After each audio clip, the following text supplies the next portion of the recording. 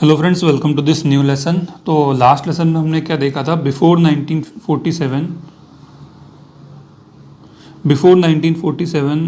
मध्य प्रदेश कैसा था। इस लेसन में हम देखेंगे कि आफ्टर 1947 मध्य प्रदेश कैसा हो गया। तो मैंने ये देखो, ये पहले स्ट्रक्चर देखेंगे तो मध्य प्रदेश 1947 में कैसा था, उसके हिस्से थे।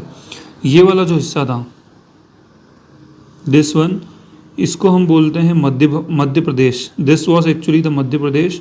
ये था आपका विंध्य प्रदेश, ये जो बुंदेलखंड बघेलखंड का रीजन है, जहाँ पे रीवा सतना ये सब हैं अभी, ठीक है। और ये जो जबलपुर महाकौशल, इधर आपका जो छत्तीसगढ़ से लगा हुआ एरिया छत्तीसगढ़, ये सब मध्य प्रदेश है।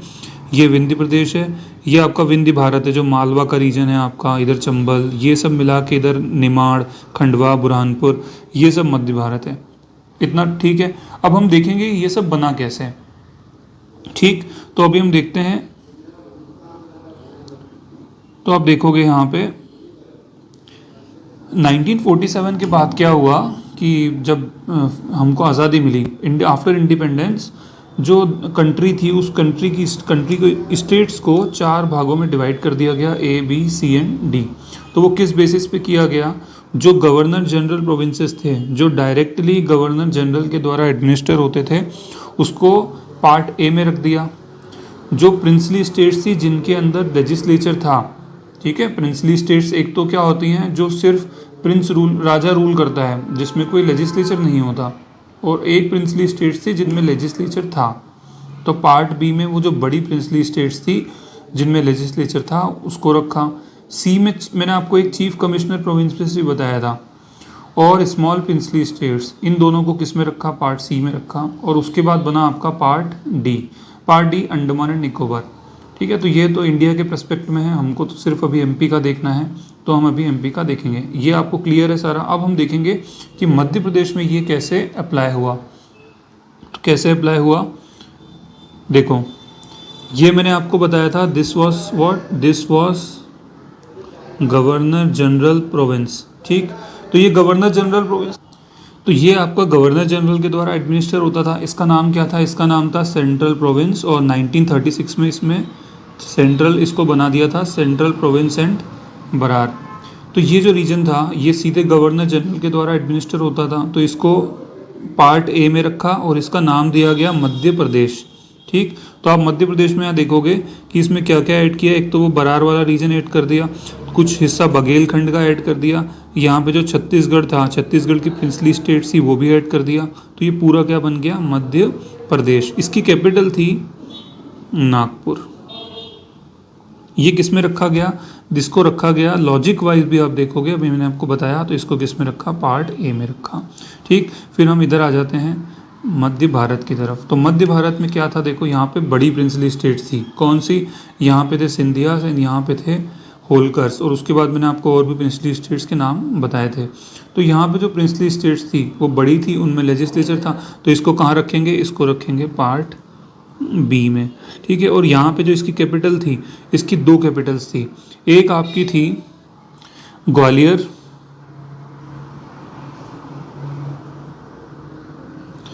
और दूसरी आपकी थी इंदौर। ग्वालियर होती थी समर में और इंदौर होती थी विंटर्स में। इसको रख दिया हमने पार्ट बी में, ठीक।